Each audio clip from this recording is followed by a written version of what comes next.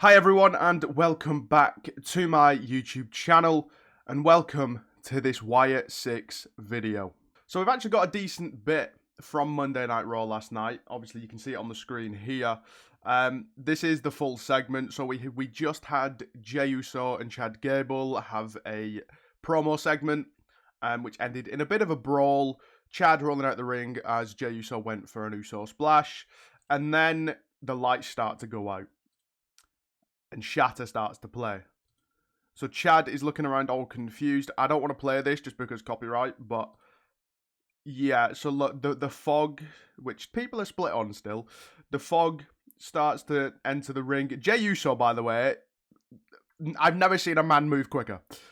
My guy said no yeet very quickly and dipped, which I can't say I blame him. So Chad's looking around all confused. He then starts to go through the crowd, which he then eventually, if I can find it, there, encounters Joe Gacy, first member. Joe Gacy with the blue light thing that we've seen when they debuted, and also I think, did we see it? I don't think we saw it last week. But yeah, and then he moves over to the entrance, and you've got Rowan, Rambling Rabbit, standing in the entranceway. Again, with the light and the fog. And then finally, we get, who I don't think's Howdy. I think it is Mercy the Buzzard, so Dexter Loomis. I haven't seen anyone say it's Howdy, but my original thought was, it could be. But I don't know, just judging by the stance and whatever and whatnot, I think it is Dexter. So then Chad he bolts it through the crowd. He then goes. Is it in here? So yeah. So then Nikki then delivers another VHS tape to Michael Cole. And by the way, Corey Graves, massive props, because I feel like nobody's selling it anywhere near as much as he is. And then this, which I thought was fun. WWE just tweeting, obviously, the segment, or part of the segment, and just saying, run. Obviously, we know Bray used to say that. We also saw LA Knight say it as a tribute to Bray. So that was one thing that Bray was known for. Like, the next time you see me, run. You know? So I like that. Nice little callback. But also, actually, just some genuine good advice for Chad Gable. But yeah, just to backtrack a little bit. Sorry, this will be a bit out of order in the sense of it's not in the order I'd like it to be, but I was seeing different things at different times and whatnot, putting this order together. So, but yeah. So, during the promo segment between Jey and Chad told Jey that you should be the one that's terrified of the WYATT 6 because you stole the fireflies. Obviously, Bray, we now have the fireflies, which you can see in the segment. Every time the lights go out now in WWE, the fireflies are out. So yeah, I really like that line, obviously playing into the fact that, you know, France has kind of now made it a standard thing. Obviously, don't forget, Jade didn't, demand the fireflies or actually just take the fireflies. It was just the France crowd that took it upon themselves to get the phones out and get the fireflies out, you know? But I do like this. Again, it's that...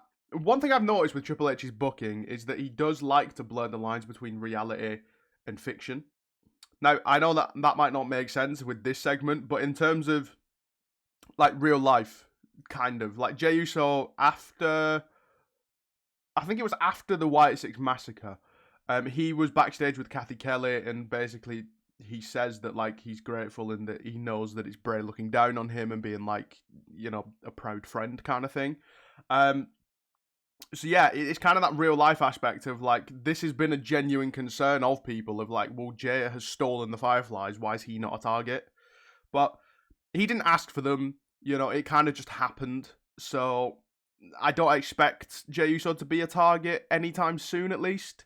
Maybe down the road. I mean, we don't know where we're going with this, really, which is kind of the point. But, we don't really know where we'll end up. So then, yeah, another box which had a VHS tape in it. I imagine the security guard footage is going to come out again of them just yeeting themselves onto the table.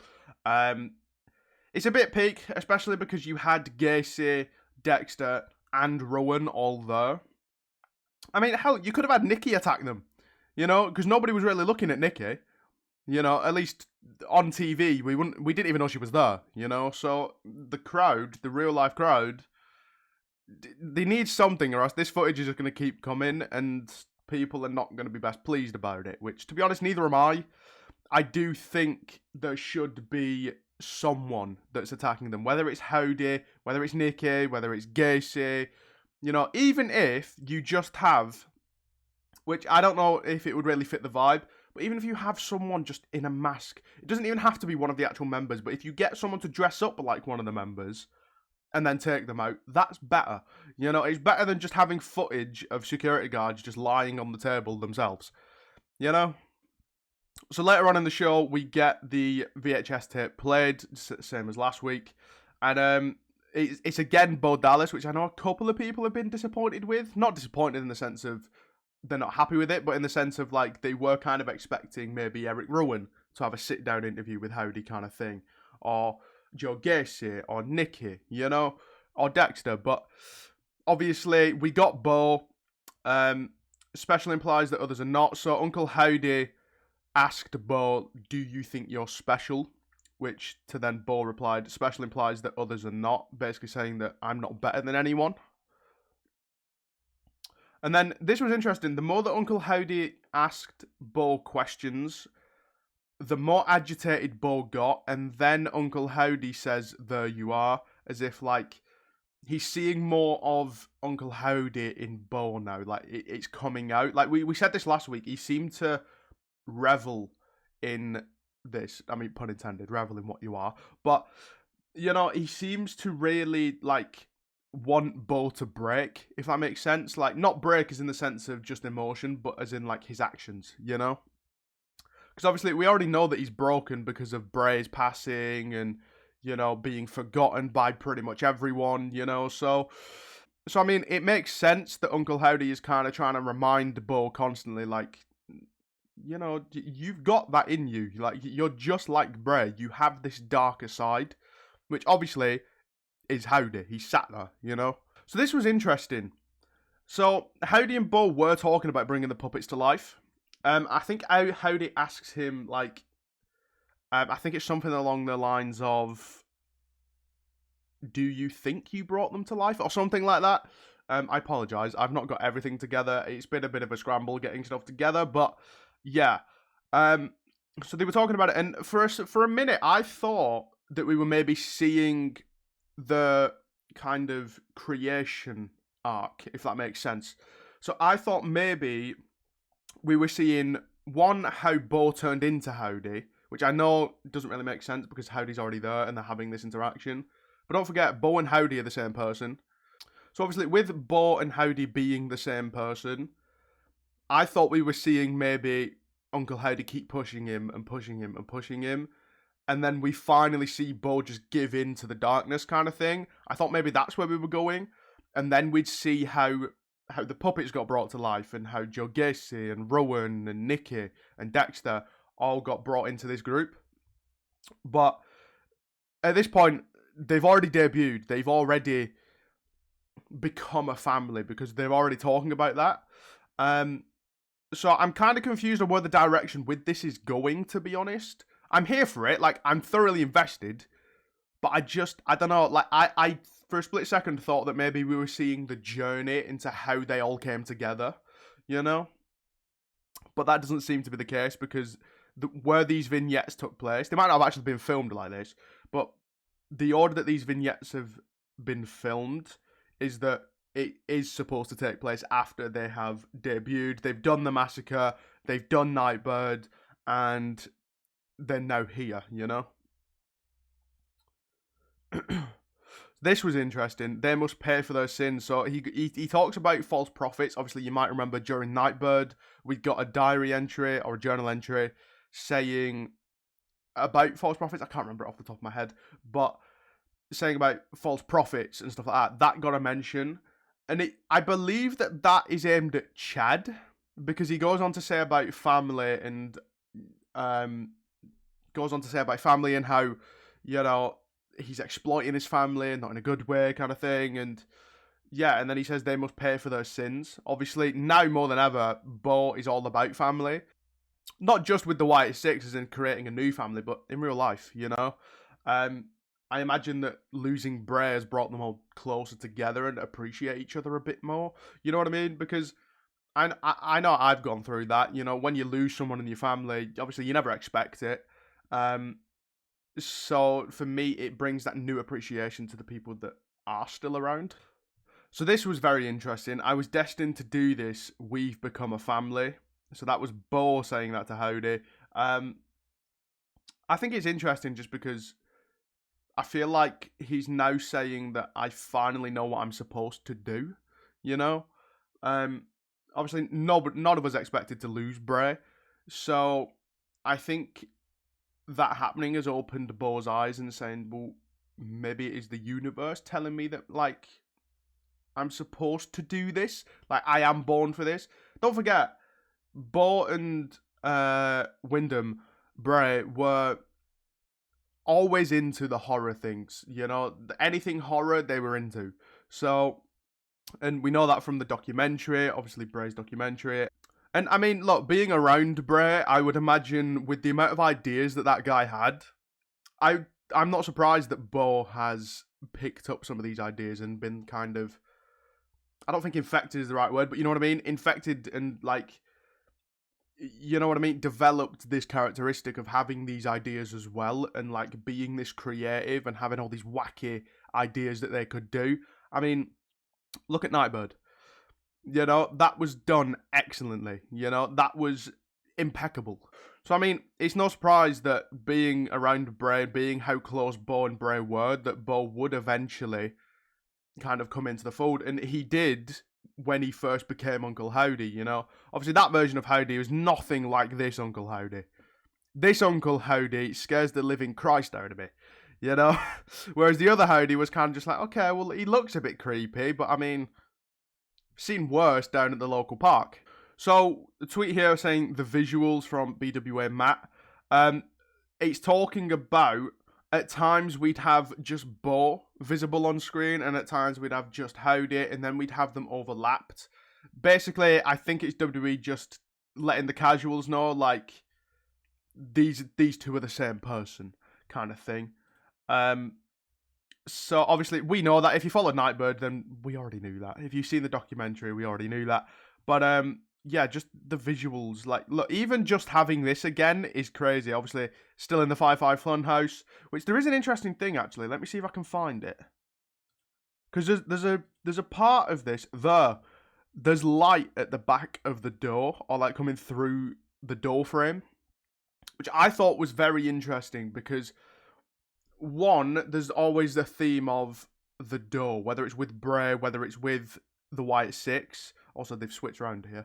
But, yeah, I thought this was interesting because, one, it symbolises the WYATT Six in the sense of, obviously, when they debuted, they came through the door, which has the light behind it. We saw it earlier in the segment with Chad.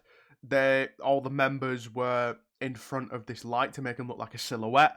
So it's symbolistic of that, but also as well, don't forget, they're in the Funhouse. They're on the Funhouse set. So this maybe to me could potentially be like a reference to Bray being like, you know, he's still living here in spirit kind of thing, and that's him shining through or something. But yeah, so it could be a reference to Bray. It could be a kind of honouring of Bray. It also could just mean that maybe the Firefly Funhouse isn't dead.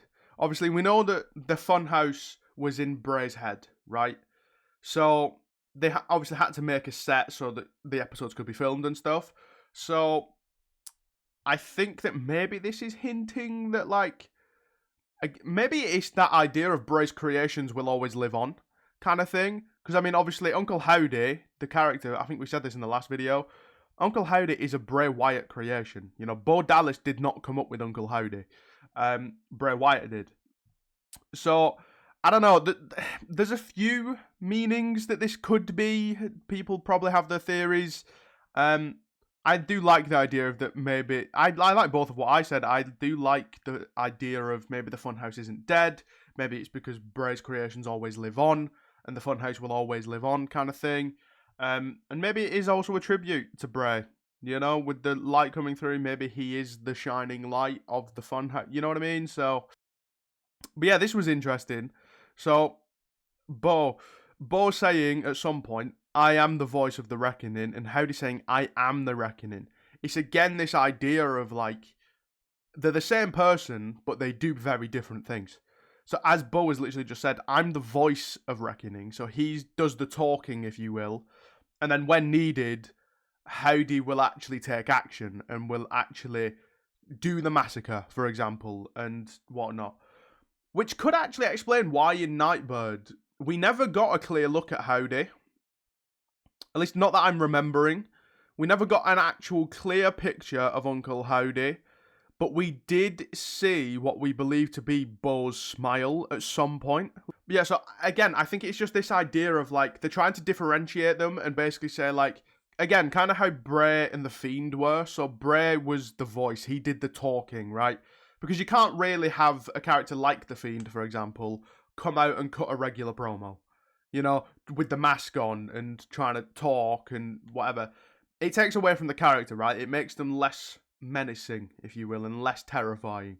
So, to be honest, talking like this, it works with Howdy, but I don't know if him coming down to the ring to cut a promo would hit the same. Because this is a very Uncle Howdy thing to do, right? This is a very creepy thing to do. Record in a abandoned Firefly Funhouse set and then have like some weird therapy session where you're trying to not necessarily help Bo in the best way possible, but you're trying to bring out his darkness and make him not remorseful. You know what I mean? So kind of make him out to be this ruthless character. You know what I mean? Which is obviously where Howdy comes in. But I just thought this was interesting. Bo saying that he's the voice, and that Howdy basically saying that I'm the one that carries out the reckoning. But yeah, this was interesting as well.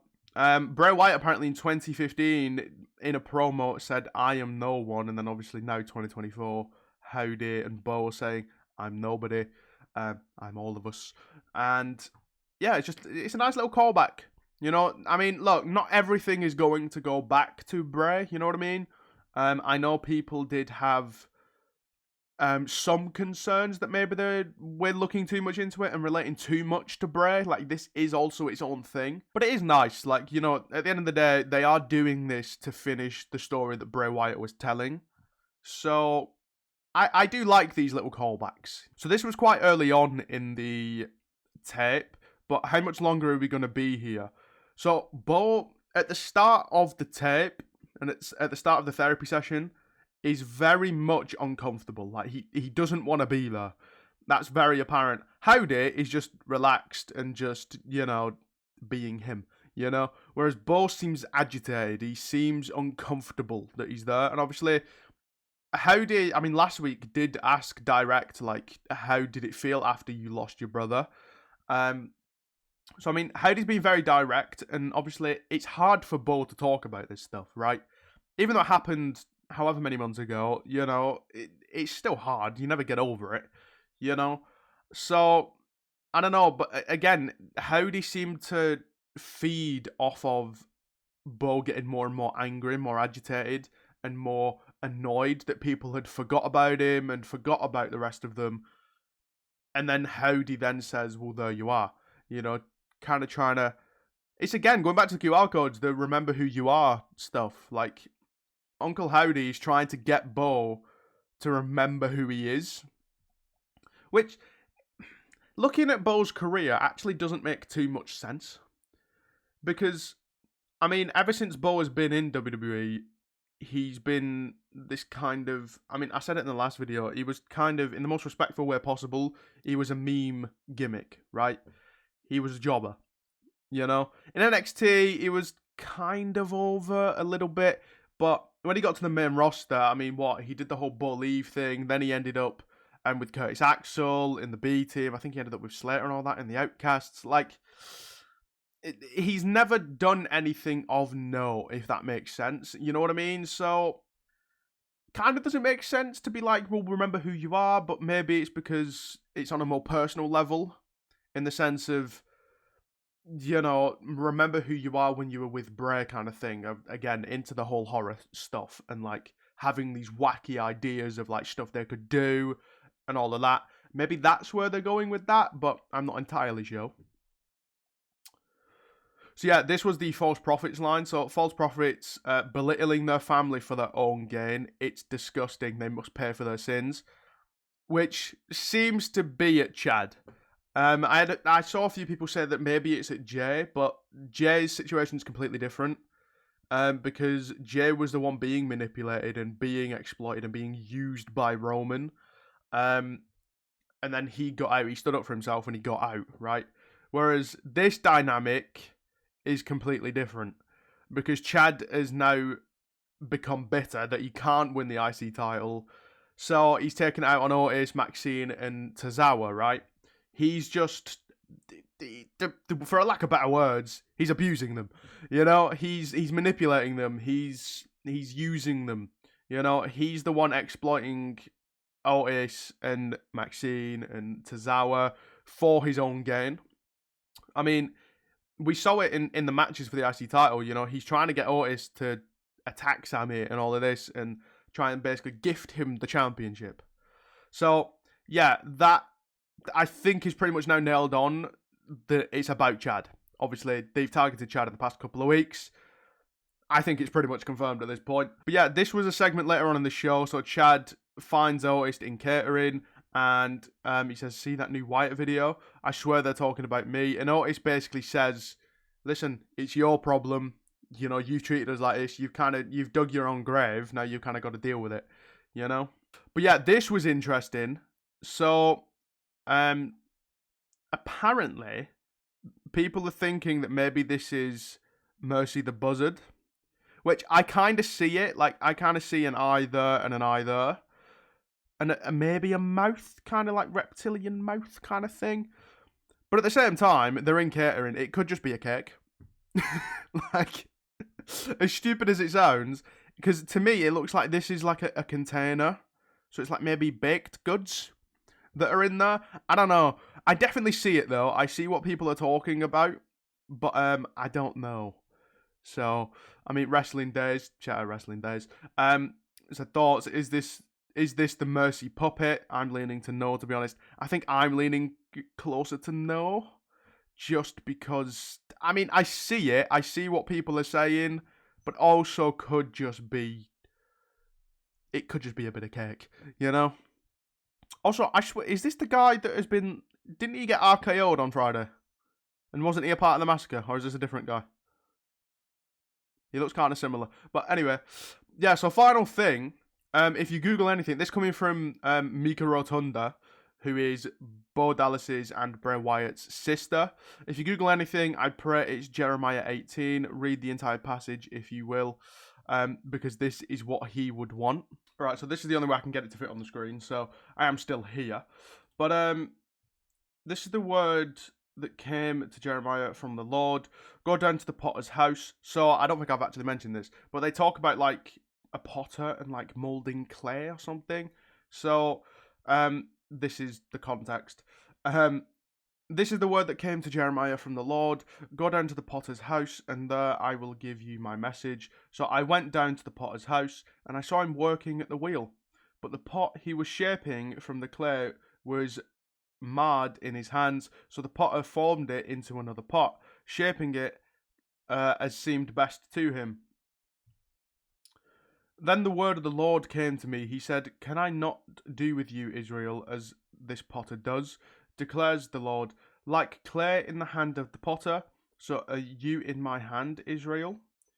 If at any time I announce that a nation or kingdom is to be uprooted, torn down and destroyed, and if that nation I warned represents of this evil, then I will relent and not inflict on it the disaster I had planned. And if at another time I announce that a nation or kingdom is to be built up and planted, and if it does evil in my sight and does not obey me, then I will reconsider the good I had intended to do for it. So that bit's interesting. That you can definitely relate to Howdy. So maybe at some point, if for example, Joe Gacy steps out of line and doesn't maybe follow an order or whatever, then Howdy could be forced to reconsider his position. I see the links there. Okay. To be honest, I've never been into religion and stuff, so half of this is not going to make sense to me. Now, therefore, say to the people of Judah and those living in Jerusalem, this is what the Lord says. Look, I am preparing a disaster for you and devising a plan against you. So turn from your evil ways, each one of you, and reform your ways and your actions. But they will reply, it's no use. We will continue with our own plans, and we will all follow the stubbornness of our evil hearts. Is that in reference to maybe who the White Six are targeting? So maybe saying that Chad, even after the massacre and after the tapes and the messages that are clearly being sent to him, he's still coming out every week and being this cocky, arrogant guy who can do no wrong. So is that in reference to that? Maybe. Therefore, this is what the Lord says: inquire among the nations who has ever heard anything like this. A most horrible thing has been done by Virgin Israel. Does the snow of Lebanon ever vanish from its rocky slopes? Do its cool waters from distant sources ever stop flowing? Yet my people have forgotten me. Okay, that's interesting. Yet my people have forgotten me. Obviously, we know that this group in general have been kind of pushed to the side and forgotten about. They burn incense to worthless idols, which made them stumble in their ways in the ancient paths. They burn incense to worthless idols. So they worship these false prophets, maybe? Is that the link there? Okay, this might be the most interested I've been in religion. They made them walk in byways on roads not built up. Their land will be an object of horror and of lasting scorn. All who pass by will be appalled and will shake their heads. Like a wind from the east, I will scatter them before their enemies. I will show them my back and not my face in the day of their disaster. Is that because they're all wearing masks? That kind of idea of like, you'll never see my face? But then we've seen Bo's face, so I don't know. They said, come, let's make plans, Jeremiah. Let's make plans against Jeremiah, for the teaching of the law by the priest will not cease, nor will counsel from the wise, nor the word from the prophets. So come, let's attack him with our tongues and pay no attention to anything he says. I'll be honest, I'm struggling to see all of the links here, but listen to me, Lord. Hear what my accusers are saying. Should good be repaid with evil? Yet they have dug a pit for me. Remember that I stood before you and spoke in their behalf to turn your wrath away from them. So give their children over to famine, hand them over to the power of the sword. Let their wives be made childless and widows. Let their men be put to death. Jesus. Their young men slain by the sword in battle. Let a cry be heard from their houses when you suddenly bring invaders against them. For they have dug a pit to capture me, and you have hidden snares for my feet. But you, Lord, know all their plots to kill me. Do not forgive their crimes, or blot out their sins from your sight. Let them be overthrown before you. Deal with them in the time of your anger. Alright, so that is everything. I'll be honest, the whole Bible verse thing, I've seen a couple of connections maybe, but I've never really understood stuff like that. So, I don't know. If you've got any theories, do let me know in the comments. If you've got anything that I've maybe missed or you think I should see, let me know in the comments. And yeah, that's all for now. I will see you in the next one.